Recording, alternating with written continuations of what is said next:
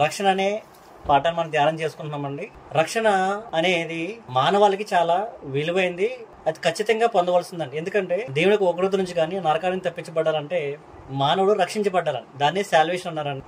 దాన్ని మనం పొందితేనే గానీ నిత్యత్వంలోకి వెళ్ళనమాట, శాశ్వత జీవితంలో మనం అడుగు పెట్టాలి. అందుకనే మనకి రక్షణ అనేది చాలా అవసరం.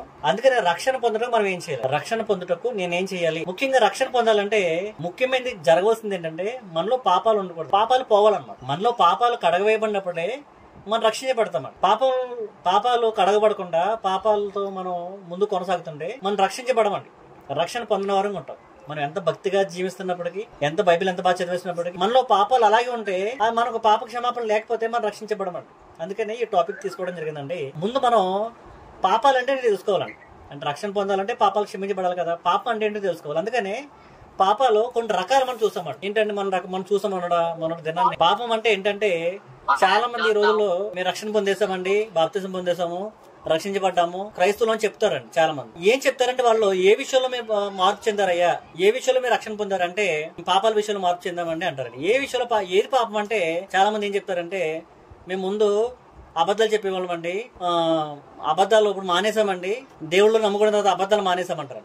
కొంతమంది ఏమంటారంటే మేము దొంగతనం చేసేవాళ్ళం అండి, దొంగతనాలు మానేసామండి, మేము రక్షించబడిపోయామంటారు. చాలా మంది ఏం చెప్తారంటే మేము ఇప్పుడు బాగా భయంకరమైన కిరాతకుండండి, గోండానండి, టెర్రరిస్ట్ నండి, లేకపోతే ఉగ్రవాదనండి, భయంకరమైన గోండానండి, దేవుని వాక్యం నాకు వినపడ్డదండి, దేవుని స్వరము, నేను ఆ పాపం అనేది విడిచిపెట్టేశానండి, ప్రభువులకు వచ్చాను, మన పాత జీవితం అది, కొత్త జీవితం ఇదండి, పాత జీవితం భయంకరమైన జీవితం గోండాని, కొత్త జీవితం శాంతికరమైన జీవితం అంటారు. చాలా మంది ఏం చెప్తారంటే నేను బాగా తాగుబోతున్నాండి, భయంకరమైన తాగుబోతున్నాయి, నేను డబ్బులన్నీ తాగుడికి వ్యసనాలకి నేను నా జీవితాన్ని దారబోసా, నేను ఇప్పుడు ప్రభువుని నమ్ముకున్నా, తాగుబోతాను విడిచిపెట్టేసా అని రక్షణ పొందేశానని చాలా మంది చెప్తుంటారు. ఇప్పుడు లోకం దేన్ని పాపంగా పరిగణిస్తుందంటే పాపాలు శరీర సంబంధమైన పాపాలు. శరీర సంబంధమైన పాపాలు ఏంటంటే మనం తాగడం వల్ల మన దేహం పాడైపోతుందండి. మనం తాగడం వల్ల సిగరెట్లు, బీడీలు, గుట్కాలు తాగడం వల్ల మన దేహం పాడవుతుంది. అలాగనే తాగమని దేవుడు ఎంకరేజ్ చేయట్లేదండి. వాస్తవికంగా పాపాలు కడుక్కోవడం అంటే ఏంటి అంటే నేను తాగుబోతునండి, కడిగేసుకున్నాను, ఇప్పుడు తాగుబోతుని కాను, నేను దొంగతనం చేసేవాడిని, కడిగేసుకున్నాను, దొంగను కాదు, ఇప్పుడు ముందు అబద్ధాలు ఆడివ్వండి, కడిగేసుకున్నాను, ఇప్పుడు అబద్ధాలు ఆడట్లేదు, ముందు కిరాతకుడిని, ఇప్పుడు కడిగేసుకున్నాను, ఇప్పుడు కిరాతకుడిని కాదు అని ఒక శైలిలో క్రైస్తత్వాన్ని నడిపిస్తూ పాపాలు విడిచిపెట్టేసినట్లు, వాళ్ళ పాపాలు కడిగిపోయినట్లు చూస్తున్నారు చాలా మంది క్రైస్తవులు చెప్తారండి. గ్రంథ ప్రకారంగా పాపం అంటే ఏంటి అన్న విషయాన్ని మనం శ్రద్ధగా గమనిస్తే, నేను చదువుకున్నాం కదా కాబట్టి సకల దుర్నీతి పాపం అంటే. ఇప్పుడు ఏం చెప్తున్నారంటే సకల దుర్నీతి అంటే ఏంటండి, ఏం చెప్తున్నారంటే తాగుబోతు దుర్నీతి, దొంగతనం చేయడం దుర్నీతి, కిరాతకుడుగా ఉండటం, గొండాలా ఉండటం దుర్నీతి, అబద్ధాలు ఆడటం దుర్నీతి. ఇప్పుడు దుర్నీతి నుంచి విడిచిపెట్టేసి నేను మంచివాడిని అయిపోయాను అని చెప్తున్నారన్నమాట. అసలు దుర్నీతికి నీతికి వ్యత్యాసం ఏంటన్న విషయాన్ని మనం గమనించుకున్నాం. దుర్నీతికి నీతికి తేడా ఏంటంటే, నీతి అంటే ఏంటంటే దేవుడి దృష్టిలో నీతి ఏంటంటే దేవుడు మాట వినడం నీతి అంట. ఆదికాండం 15:6 ప్రకారంగా దేవుని మాట వినడం నీతి అంటండి. అదే విధంగా ద్వితోపదేశకాండం 6:25 ప్రకారంగా దేవుడు ఆజ్ఞకి లోబట్టడం నీతి అంట. దేవుడు శాసనాలు ఇచ్చాడండి, ఆజ్ఞలు ఇచ్చాడండి మానవులకి, వాటి ప్రకారంగా మనం చేయకపోతే, దేవుడు ఆజ్ఞ ప్రకారం చేయకపోతే, కొత్త నిబంధన ప్రకారంగా మనం చేయకపోతే దుర్నీతి అండి. దుర్నీతికి నిర్వచనం ఏంటంటే ఆదికాండం 15:6 ఏమంటాడంటే అక్కడ దేవుడు నమ్మాలి. అబ్రాహాము నమ్మాడండి మాట, దేవుడు నమ్మాడండి. ఏ పరిస్థితుల్లో నమ్మాడండి, విశ్వాసానికి ఆధారం లేనప్పుడు నమ్మాడనమాట. దేవుడి దగ్గరకు వెళ్తే దేవుడు దేవుళ్ళు ఇస్తాడు, ఆయన చెప్పిన మాటలు నెరవేరుస్తాడు, నా బ్రతుకు ఈ కల్తీ దేశంలో ఈ గొప్ప బిజినెస్ చేసుకునే దానికంటే ధనం సంపాదించే కంటే దేవుని దగ్గరికి వెళ్తే ఆ కష్టమైనా సరే ఎడారిలో జీవించిన, డేరాల్లో జీవించిన, శత్రుల మధ్య జీవించిన నేను దేవుని కృపని అనుభవిస్తా అని దేవుని నమ్మి వచ్చేసాడండి, విడిచిపెట్టి వచ్చాడండి. దేవుని నీతి అంటారు. రెండోది ఏంటంటే ఆజ్ఞని పాటించడం నీతి అంటారు. ద్వితోపదేశకాండం 6:25. ఇలాగా మనం నిర్వచనం చూసాము. విశ్వాసం కానిది ఏదో పాపం అంటారు. విశ్వాసం కానిది అంటే మన నమ్మకం ఉందండి, ఆ నమ్మకం దేని మీద ఆధారపడాలండి, మన విశ్వాసం గ్రంథం ప్రకారం ఉండాలి, వాక్య ప్రకారం ఉండాలండి. వాక్య ప్రకారం మన విశ్వాసం కాలేదనుకోండి అది పాపం అంటారు. దేవుడు చెప్తున్నాడండి, మనం కూడా చేస్తున్నాం అనుకోండి, అబ్రహాముని దేవుడు పిలిచాడండి, ఆయన నమ్మలేదనుకోండి, విశ్వసించలేదనుకోండి, అదేమవుతుంది, పాపం అవుతుంది. మళ్ళీ ఇంకేంటంటే ఆజ్ఞ అతిక్రమం పాపం అని చెప్తున్నాడు. తిరుగుబాటుతనం పాపం అంట. ఇంకా మేలేనిది చేయటం ఎరుగయో దాన్ని చేయకపోవడం పాపం అంట. ఇంకా ప్రార్థన మానుట పాపం అంట. అంటే ఇటువంటి రకాల పాపాలు మనకి భూమి మీద కనపడుతున్నాయండి. మేము తిరుమల ప్రార్థన చేస్తున్నామంటే ఆ ప్రార్థన దేవుడికి అనుకూలమైన ప్రార్థన ఉందా లేదా అది చూడాలన్నమాట. అంటే మనలో పాపాలు కడగబడాలని ప్రతిదానికి. యెషయా గ్రంథము 59 మనలో పాపం ఉంటే దేవుడు మన ప్రార్థన వినండి. 59 మనం మొదటి 2 రోజులు చదువుకుంటే మీలో పాపం ఉంటే దేవుడు లక్ష్య పెట్టడండి మనల్ని, మన ప్రార్థనలు. అందుకని మనం జాగ్రత్తగా నేర్చుకోవాల్సింది ఏంటంటే మన పాపాలు ఉన్నాయండి, ఆ పాపాలు కడిగి వేసుకోవాలి, ఆ పాపాలన్నీ ఏంటి అని మనం శ్రద్ధగా గమనిస్తే ఈ దుర్నీతి పాపమని, విశ్వాసం కానిది పాపమని, ఆజ్ఞ అతిక్రమ పాపమని, తిరుగుబాటు పాపమని, మేలైనది ఎరుగు దాన్ని చేయకపోవటం పాపమని, ప్రార్థన మానుటి పాపం, ఇటువంటి రకాలైన పాపాలు మన గ్రంథంలో కనపడతాయి. మనం దేవునికి ఆజ్ఞ ఇచ్చడం, కొత్త నిబంధన ప్రకారంగా ఆజ్ఞ ఇచ్చి పిలిచడం, మనం ఆజ్ఞకి లోబడకపోవడం పాపం అండి. అందుకనే మనం ఒక వ్యక్తిని చేద్దామండి, అది పాత నిబంధనలో వ్యక్తి అని అతను ఏం చేశారంటే సకల దుర్నీతి చేశాడండి. సకల దుర్నీతి అంటే అతను యోధా దేశం మీద రాజుగా ఉన్నాడని, పరిపాలన చేస్తున్నాడండి. దావీదు వంశంలో వచ్చినాడండి. వస్తే ఒకనొక సమయంలో అతని మీదకి ఇశ్రాయేల్ రాజును సిరియా రాజు కలిసి అతని మీదకి యుద్ధంకి వచ్చారంట. ఎవరికి? యోధా దేశం మీద రాజుకున్న రాజు మీదకి ఇశ్రాయేల్ రాజును సిరియా దేశపు రాజు ఇద్దరు రాజులు గుమ్ముకూడి కలిసికట్టుగా వచ్చి ఈ యోధా దేశం మీద ఉన్న రాజుగా ఉన్న అతని మీదకి యుద్ధం చేయటకు వస్తే ఈ రెండు దేశాల యొక్క వారిని చూసి యోధా దేశం అంతా గడగడలాడిపోయినాడు. వచ్చినప్పుడు దేశం అంతా గడగడలాడిపోతే చేయవలసిన పని ఏంటండి? రాజు అయిన వాడు చేయవలసిన పని ఏంటంటే అతని మీద ఉపద్రవం వచ్చిందండి, కష్టం వచ్చిందండి, నష్టం రాబోతుందండి, అతని దేశం నాశనం అయిపోతుందండి, వేరే దేశంలోకి, అన్ని దేశాలకి చేతికి వెళ్ళబోతుందండి. అప్పుడు అతను చేయవలసింది ఏంటంటే యోధా దేశంలో అంటే యెరూషలేము ఉందండి, ఆ పట్టణంలో దేవుని మందిరం ఉందండి. దేవుని మందిరంలోకి వెళ్ళి దేవుని దగ్గర విచారం చేసి దేవుడు ఏం సెలవిస్తున్నాడో ఆ సెలవుని గమనించి దాని ప్రకారంగా తను నిర్ణయాలు లేకపోతే స్టెప్స్ తీసుకుని ఆ సిరియా దేశం మీద కానీ ఇశ్రాయేల్ దేశం మీద వెళ్ళి యుద్ధం చేసి గెలవలసిన అవసరం ఉందండి. కానీ ఇది ఏం చేశారంట? దేవుని దగ్గరికి వెళ్ళలేదంట విచారం చేయటం. దేవుని దగ్గరికి విచారం చేయడం వెళ్ళలేదంటాడు ఈ రాజు. వెళ్ళకుండా ఏం చేశారంట? ఇంట్లో కూర్చున్నాడంట. ఇంతలోకి దేవుడు, అయ్యో నా బిడ్డ కదా, యోధా దేశము నా ప్రజలు కదా, దావీదుకి వాగ్దానం చేశాను కదా, నేను ఆ దేశాన్ని నేను ఒంటరిగా విడిచిపెట్టకూడదు కదా, శత్రు సైన్యం వారి మీదకి వచ్చింది కదా, వారిని విడిపించాలి కదా అని దేవుడు ఒక ప్రవక్తను పంపించాడు. యెషయా ప్రవక్తని ఆ రాజు దగ్గర పంపించారంట, యోధా రాజు దగ్గర. యెషయా ప్రవక్త, నువ్వు వెళ్ళు, ఆ రాజు దగ్గరికి వెళ్ళు, ఆ రాజు మీదకి రెండు దేశాలు యుద్ధం చేయడానికి వస్తున్నాయి, నువ్వేం భయపడద్దు, కంగారు పడద్దు, నేను నీకు తోడే ఉంటాను, నువ్వు నా మాట విను అని అతను చెప్పు అని ఆ రాజు దగ్గరికి వెళ్ళి యెషయా ప్రవక్తతో చెప్పంటే ఆ రాజు ఏమనాలండి? దేవుడు యొక్క ప్రవక్త వచ్చినప్పుడు, దేవుడి మాట తీసుకొచ్చినప్పుడు దేవుడి మాటకు లోబడాలి కదండి. దేవుడి మాటకు లోబడి, అయ్యా మమ్మల్ని విడిపిస్తాకు వచ్చావా, దేవుడు పంపించాడు, నేను చాలా సంతోషం అయ్యా, దేవుడు చెప్పిందలా చేస్తాము, ఇప్పుడు దాకా భయపడిపోతున్నామేమో మా జీవితం ఏమైపోతుందని, యోధా దేశం అంతా నాశనం అయిపోతుందని కంగారు పడుతున్నామేమో, నువ్వు వచ్చావు కాబట్టి దేవుడు వర్తమానం పంపించాడు కాబట్టి ఆ వర్తమానానికి లోబడతాం మేము, ఆ దేవత దేవుడు లోబడతాం మేము చేసిన పొరపాటు అని లోబడవలసిన పోక ఏమంటున్నాడని అతను, నేను దేవుని విసికించను, దేవుడి దగ్గర రాను నేను అని దేవుడిని పక్కన పెట్టిన పరిస్థితి అన్నమాట. ఇప్పుడు నేటి సమాజం కూడా, నేటి మనం కూడా ఉపద్రవం అనుకుందండి, కష్టం అనుకుందండి. మనిషి చచ్చిపోయిన తర్వాత గాని భూమి మీద గాని మనిషికి ఉపద్రవం ఉందండి. దేవుడు వర్తమానం పంపించండి యేసుక్రీస్తు వారి ద్వారా, పరలోకం నుంచి నేరుగా తన కుమారుడిని పంపించి వర్తమానం పంపించాడు. అయ్యా మీరు పాపం నుంచి విమోచన పొందాలంటే ఈ నిర్ణయాలు మీరు తీసుకోవాలి, ఈ కార్యక్రమాలు మీరు చేపట్టాలి. ఈ కార్యక్రమాలు మీరు చేపడితే, నేను ఇచ్చిన ఆజ్ఞకి లోబడితే ఖచ్చితంగా మీరు పాపాల నుంచి విడుదల పొందుతారు. నేను ఇచ్చిన నిబంధన, నేను ఇచ్చిన ఆజ్ఞ ఖచ్చితమైనది, అది దాన్నే చేయాలి మీరని కొత్త నిబంధనని, అపోస్తుల బోధని మనకిస్తే ప్రజలు ఏం చేస్తున్నారంట? మేము దేవుని నమ్మం, మేము ఈ మాట వినమేమో, మేము మా ప్రవక్తలు మాకు సపరేట్ గా ఉన్నారు, మా పాస్టర్లు మాకు సపరేట్ గా బోధించే వాళ్ళు ఉన్నారు, ఆ బోధకులు బోధ వింటాం మేము అని దేవుని మాట పక్కన పెట్టేసి, దేవుడు చెప్పిన గ్రంథాన్ని పక్కన పెట్టేసి, దేవుడిని ఆశ్రయించకుండా, దేవుని ఆజ్ఞకి లోబడకుండా, కొత్త నిబంధన ఆజ్ఞని వాళ్ళ పాపాలు కడుగు వేసుకోకుండా వాళ్ళ ఉపద్రవంలోకి ఏం చేస్తారంటే వెళ్ళటానికి ప్రయత్నం చేస్తున్నారు. ఉపద్రవం తప్పించబడకపోగా ఏం చేస్తారంట?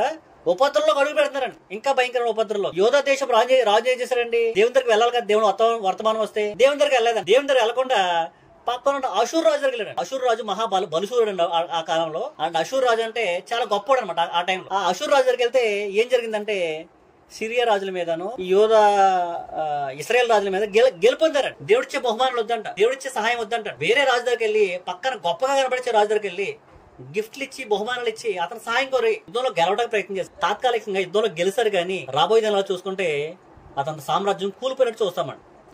అతని పేరు ఆహాజ్ అండి. యెషయా గ్రంథం 7వ అధ్యాయం చూద్దామండి. ఆ యొక్క ఆహాజు యొక్క జీవిత కథనం గురించి, అతను ఉపద్రవం అతను ముందుకు వస్తే దేవుడిని ఆశ్రయించకపోవటం ఎంత దుర్నీతో, లేకపోతే నేటి సమాజం లేకపోతే క్రైస్తవులు అనబడుతున్న వారు దేవుడి యొక్క ఆజ్ఞకు లోబడకుండా, వాళ్ళ పాపాలు కడిగి వేసుకోకుండా, దేవుని దగ్గర రాకుండా, దేవుడు మొర వినకుండా, దేవుని ప్రజలు, దేవుని పిల్లలు, క్రీస్తు యొక్క సంఘస్థులు వాక్యాన్ని ప్రకటిస్తుంటే, సత్యబోధన ప్రకటిస్తుంటే పెడచోను పెట్టి వాళ్ళకి లోకంలో ఉన్న వాళ్ళు, పెద్ద వాళ్ళు బాగా కనపడిన వాళ్ళు, వాళ్ళకి ఇంపైన మాటలు చెప్పేవాళ్ళు, వాళ్ళు లాలించి పాలించే వాళ్ళ దగ్గరికి వెళ్ళి వాళ్ళ ఉపద్రవాన్ని తప్పించుకోకుండా, పాపాలు తీసివేయకోకుండా వాళ్ళు ఏం చేస్తారంట అండి?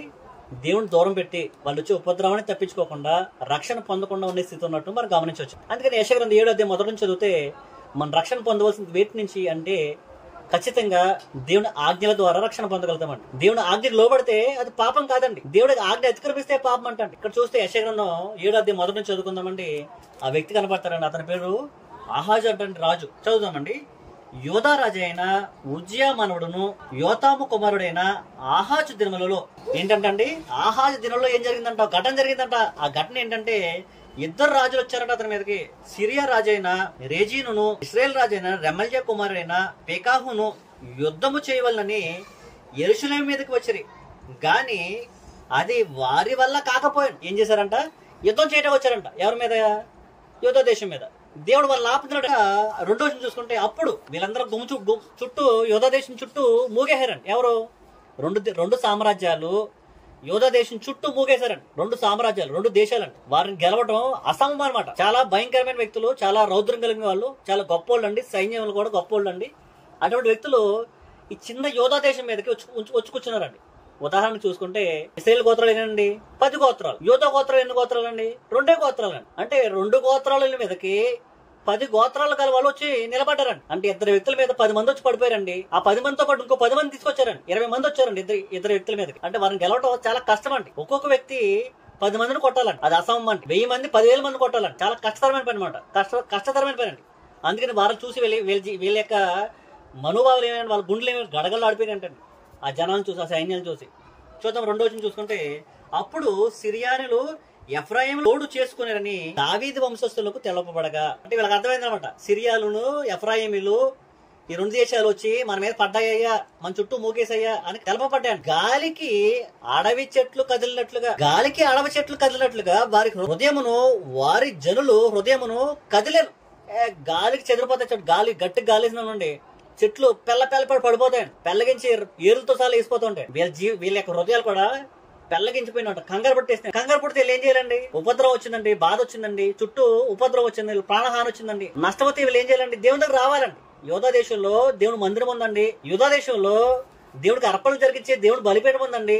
దేవుని దగ్గరికి వెళ్లి యాజకులు మొరపెట్టుకుంటే దేవుడు మేఘాలుడే వచ్చి వారికి సందేశాన్ని అందించి దేవుడు వారికి కాపుదలే ఉండి సామ్రాజ్యాలు గాని చక్రవర్తులు గాని వారి ముందు నిలవకుండా చేయగలగా సత్తాగలడు దేవుడు.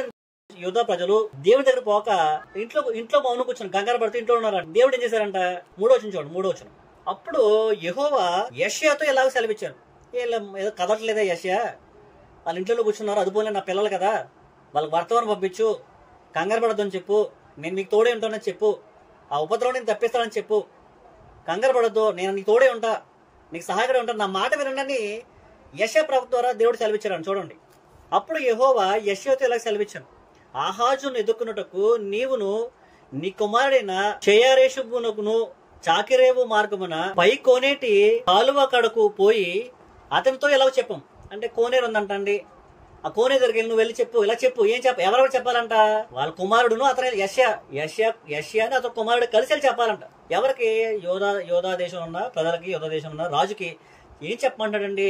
భద్రము సుమి, నిమ్మలించుము, పొగరాజుచు ఉన్న ఈ 2 కొరకంచు కొనలకు అనగా రేజీనును సిరియానును రెమల్యా కుమారైన వారు కోపాగ్నికి జడియకము, నీ గుండె అవినీకము. అంటే దేవుడు ఏమంటాడంటే దీని గురించి కంగారు పడదయ్యా, నీకు ఉపద్రవం వచ్చింది కదా, 2 దేశాలు వచ్చినాయి కదా, 20 మంది అనుకుంటున్నావు కదా, వారిని గెలవలేను అనుకుంటున్నావు కదా, కంగారు పడుతున్నావు కదా, కంగారు పడదయ్యా, నీ వర్తమానం పంపిస్తున్నా, భద్రం సుమి, నిమ్మలించము, నీకు తోడే ఉంటా అని దేవుడు వర్తమానం పంపించాడండి. ఇంకా చూసుకుంటే సిరియాయు 5వ వచనం అండి. ఎఫ్రాయిము రెమల్యా కుమారును నీకు కీడు చేయవలనని ఆలోచించు మనము యోధా దేశం మీదకి పోయి దాని జనులను భయపెట్టి దాని ప్రాకారములను పడగొట్టి టాబేలీయుల వారిని కుమారుని దానికి రాజుగా నియమించదమని రండని చెప్పుకొనిచున్నారు.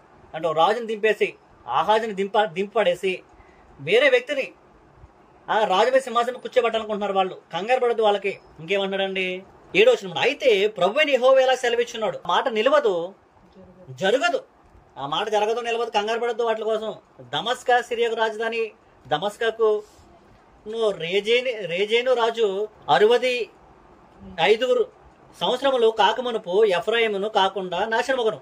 ఎఫ్రాయిమును ఎఫ్రాయిమునకు రాజధాని షమ్రోను, ఎఫ్రాయిమునకు రాజధాని షమ్రోనుకు రమ్మెల్య కుమారైన రాజు. వీరు నమ్మకుండేలా స్థిరపడక యుందురు. కంగారు పడద్దు. వారి దేశం గురించి నీ మీదకి ఇబ్బంది వచ్చింది కదా, వారి దేశంలో నాశనం అయిపోతే తప్ప నువ్వు నిమ్మలంగా ఉంటావు, నువ్వు నిబ్బరంగా ఉంటావు, నా మాట నమ్ము అని దేవుడు వర్తమానం పంపించాడు. నేడు కూడా క్రైస్తవులు లేకపోతే క్రైస్తవులు అనబడిన వారికి, పాపాలు పోగొట్టుకోలేని వారికి, మీ పాపాలు కడుక్కున్నటకు మీకు ఉపద్రవం ఉంది కదా, పాతాళం ఉంది కదా, నరకం ఉంది కదా, దేవుడు ఉగ్రత ఉంది కదా, దాన్ని తప్పించుకోవటానికి మార్గాన్ని కొత్త నిబంధన ద్వారా, అపోస్తుల బోధ ద్వారా దేవుడు నీతి నియమాలని మీకు అందిస్తున్నాడు, ఆజ్ఞ అందిస్తున్నాడు. వాటిని పాటించండి, వాటిని లోపడండి అని దేవుడు తన ప్రజల ద్వారా వర్తమానం పంపిస్తే వర్తమానానికి లోబడవలసిన పోగా వర్తమానం లోబట్టలేదండి. ఈ యొక్క ఆహాజు రాజు కూడా ఏమన్నట్టు చూద్దామండి. 10వ యెహోవా ఇంకను ఆహాజునకు ఇలా సెలవిచ్చాను, నీ దేవుడిని యెహోవా వలన సూచన అడుగుము. ఓ సూచన అడుగుపోని, నువ్వు నమ్మట్లేదు కదా ఆహాజు, ఓ సూచన అడుగు, నీకు చూపిస్తా. అది ఎంత గొప్పదైనా సరే నీకు చూపిస్తా. ఎంత గొప్పదైనా అది పాతాళం అంతా లోతైనను సరే, ఊర్ధ్వలోకం అంతా ఎత్తైనా సరే, పాతాళం లోతైన సూచనలు అడుగుతావా? ఊర్ధ్వలోకం అంతా పరలోకం అంతా గొప్పదైన సూచనలు అడుగుతావు, అడుగు, నేను నీకు చేసి చూపెడతా. నీవు నమ్మటానికి నేనేమేం చేయాలో అవి అన్నీ చేస్తా. నువ్వు నన్ను నమ్ము, నా మాటకు లోబడు, నా ఆజ్ఞకి లోబడు, నీకు ఉపద్రవాన్ని తప్పిస్తా, నీ పాపాల నుంచి విడిపిస్తా, నీ జనాల్ని కాపాడుతా, రక్షిస్తా అని దేవుడు నెత్తు నోరు కొట్టుకోండి యెషయా ప్రవక్త ద్వారా. అప్పుడు ఏమన్నాడు ఆహాజు, ఏమన్నాడు చూడండి. 12 వచ్చినమాట, ఆహాజు నేను అడగను యెహోవాను నేను శోధింపనని చెప్పగా, నేను అడగనయ్యా యెహోవాను శోధింప నేను అంటున్నాడు. ఇంకేమన్నాడండి, అతడు ఎలాగో చెప్పాను, దావీదు వంశస్థులారా వినుడి, మనుషులను విసికించుట చాలదనుకుని నా దేవుడిని కూడా విసికింతురా, కాబట్టి ప్రభు తానే ఒక సూచన మీకు చూపుచున్నాడు. ఏమన్నాడండి ఆహాజు రాజు, దేవుడిని విసికించాలనుకోవట్లేదంట. దేవుడు విసిగిపోవట్లేదు, దేవుడు వర్తమానం పట్టుకొచ్చాడండి. ఎందుకు విసిగిపోతాడండి ఆయన? దేవుడు దేవుడు విసిగిపోయినాడని అనుకుని రాజు దేవుడిని మాటను పక్కన పెట్టి అతడు ఎవరిని ఆశ్రయించాడో చూద్దామండి. 2వ రాజుల గ్రంథము 16 చూసుకుంటే ఆ పైన చదువుకుంటూ వస్తే ఆ యొక్క సందర్భం మళ్ళీ మనకు కనపడుతుందండి. అదే సందర్భం కనపడుతుంది, చూద్దామండి. రమల్య కుమారుడైన పేకేహు ఏలుబడిలో 18వ సంవత్సరం అందు యోధారాజైన యోతాము కుమారుడు ఆహాజు ఏలిని ఆరంభించను. అదే ఆహాజు, ఇందాక ఏ ఆహాజు గురించి మాట్లాడుకున్నామో అదే ఆహాజు గురించి చరిత్ర గ్రంథాల్లో, రాజుల గ్రంథాల్లో మనకు తెలియబడుతుందండి. ఈ రాజు మీదకి 2 దేశాలు యుద్ధంగా వచ్చాయన్న సందర్భము 16వ అధ్యాయంలో మనకు కనపడుతుందండి. అదే ఆ సందర్భంలో దేవుడు ఏమన్నాడండి, నన్ను ఆశ్రయించు, నా మాట విను, నేను రక్షిస్తా అని దేవుడు మొరపెట్టుకుంటే అతను ఏమన్నాడండి ఆహాజు, నిన్ను విసికించనయ్యా, నీ మాట నాకు వద్దు, నేను నీకు లోబడను, నన్ను నేను రక్షించుకోవడం నాకు తెలుసు, నన్ను కాపాడుకోవడం నాకు తెలుసు, ఎలా కాపాడుకోవాలో, నీ దగ్గర రావాలంటావా, నీ మాట వినాలంటావా రక్షించుకోవటకు అని ఈ ఆహాజు దేవుని పక్కన పెట్టి ఏం చేశారంట, ఎవరిని ఆశ్రయించో చూద్దామండి. అదే 7వ వచనం చదువుతాం. 7వ వచనం నుంచి ఇట్లుండగా ఆహాజు యెహోవా మందిర సంబంధమైనట్టు రాజనగరు సంబంధమైనట్టు సామాగ్రిలో కనబడిన వెండి బంగారంలో తీసుకుని అషూరు రాజునకు కానుక పంపినంట. దేవుని మాట పక్కన పెట్టేసి ఇతర మందిరంలో ఉన్న బంగారాన్ని, ఉపకరణాలని, దేశంలో ఉన్న దొబ్బనంతా తీసుకెళ్లి అషూరు రాజుకి కానుక పంపించాడంట. పక్కన ఉన్న వేరే దేశపు రాజు అషూరు రాజు చాలా బలుసుడు అండి. ఎంత బలుసుడు అంటే ప్రపంచాన్ని జయించగల బలుసుడుగా ఆ కాలంలో వెలుగులో ఉన్నాడు. ఈ సమయం ఈ ఆహాజు కాలంలో అషూరు రాజు చాలా బలంగా ఉన్నాడు. ఈ రాజు అయితేనే నా మీదకి వచ్చిన ఇస్రాయేల్ మీదకి సిరియాల మీద నుంచి నన్ను కాపాడగలడు అని అతను నమ్మి ఏం చేశారంట, అతను బహుమానాలు పంపించాడు అషూరు రాజుకి. అషూరు రాజు బహుమానాలు పంపిస్తే బహుమానాలు పంపించి ఏమన్నాడంట, 8వ వచనం బట్టి, నేను నీ దాసులను నీ కుమారుడై ఉన్నాను గనుక నీవు వచ్చి ఏమంటాడంట, నేను దాసునయ్యా, నిన్ను కుమారునయ్యా అని ఆ అషూరు రాజుకి, లోపలున్న రాజుకి, చక్రవర్తికి వెళ్ళి మొక్కుతున్నాడంట. బహుమానాలు ఇచ్చి, డబ్బులు ఇచ్చి, ధనం ఇచ్చి, ఉన్నదంతా ఇచ్చేసి ఊడ్చుకెళ్ళి అతనికి ఇచ్చి ఏం చెప్తున్నాడంట, నన్ను కాపాడయ్యా అని వర్తమానం పంపించాడండి. నేను నీ దాసులను నీ కుమారుడు కనుక నీవు వచ్చి నా మీదకి లేచిన సిరియా రాజు చేతుల నుండి, ఇశ్రాయేలు రాజు చేతుల నుండి నన్ను రక్షింపవలనని అషూరు రాజైన తిగ్లప్తి లేని నీరు నద్దకు దూతలు పంపగా రాజుకు వర్తమానం పంపించారంట, నన్ను రక్షించయ్యా. రక్షణ దేవుడి స్థానాన్ని వస్తుంటే రక్షణ అన్యుల దగ్గరికి, అన్ని దేశపు రాజుల దగ్గరికి, ఆనాడు గొప్పగా కనిపించిన దేశం దగ్గరికి వెళ్లి రక్షింపమని వేడుకుంటున్నాడంట. 9వ వచనం, అషూరు రాజు అతని మాట అంగీకరించింది. డబ్బులు ఇచ్చాడు కదా, ఏం చేస్తారని డబ్బులు ఇస్తే నువ్వు ఎలా అనుకుంటే అలా నేను చేస్తా అంటాడు. డబ్బులు ఇచ్చినాడు, నువ్వు డబ్బు ఇచ్చావనుకోండి నువ్వే జెండా పట్టుకున్నా జెండా పట్టుకుంటారండి. డబ్బు బిర్యానీ ప్యాకెట్ ఇవ్వండి. ఈనాడు ఓ పార్టీలు ఉంటే రేపొద్దున అతను బిర్యానీ ప్యాకెట్ ముందు పార్టీ ఇచ్చారు, ఆ పార్టీలు ఉంటారు, జెండా ఎగరేస్తారన్నమాట. నువ్వు డబ్బు ఇస్తే ఏ పార్టీ అయినా పర్లేదు, ఏ జెండా అయినా ఇస్తారమ్మా. అలాగా ఈ అశూర్ రాజు డబ్బు ఇచ్చావా నీ జెండా ఎగరేస్తా అని ఇతని వెనకాల వచ్చి అశూర్ రాజు ఏం చేశారు, దేశపు రాజు దగ్గరకు వచ్చి ఆ సిరియాలని చేతుల్లో నుండి ఆ యొక్క ఇశ్రాయేల్ చేతుల్లో నుంచి విడిపించారంట. ఎట్టకాలకు విడిపించారు కదా అనుకోవచ్చు, రక్షించారు కదా అనుకోవచ్చండి. కానీ జరిగింది ఏంటంటే ఈ దావీదు సంతానంలోంచి యోధా దేశపు రాజులోంచి గొప్ప మహారాజు రావాలండి. యోధా సంతానంలోంచి గొప్ప వాళ్ళ కడుపులోంచి రావాలండి, వారి గర్భంలోంచి రావాలండి. గర్భంలోంచి పుట్టవలసిన యేసుక్రీస్తు వారు అయితే ఏమన్నాడు చూద్దామండి ఒకసారి. దేవుడిని ఆశ్రయించకపోవటం వల్ల వచ్చిన నష్టం ఏంటంటే దేవుడు ఒక గొప్ప నిర్ణయం తీసుకున్నాడు. నిర్ణయం, నా గర్భంలోంచి, ఆహాజ్ గర్భంలోంచి, దావీదు గర్భంలోంచి, యోధా సంతానం నుంచి యేసుప్రభువు రావాలండి. కానీ అక్కడ ఒక ప్రవచనం దేవుడు చెప్తున్నాడు. అదే యెషయా గ్రంథంకి వెళ్దాం. యెషయా గ్రంథం 7:14 అండి. కాబట్టి ప్రభువు తానే ఒక సూచన మీకు చూపును, ఆలకించుడి, కన్యక గర్భవతి కుమారుని కని అతనికి ఇమ్మాలేని పేరు పెట్టాడు. అక్కడ చెప్పవలసిన పని ఏంటండి? ఆ ప్రవచనము అక్కడ చెప్పవలసిన సందర్భం ఎందుకు వచ్చిందండి? ఆహాజేమో దేవుడు మాట వినలేదండి.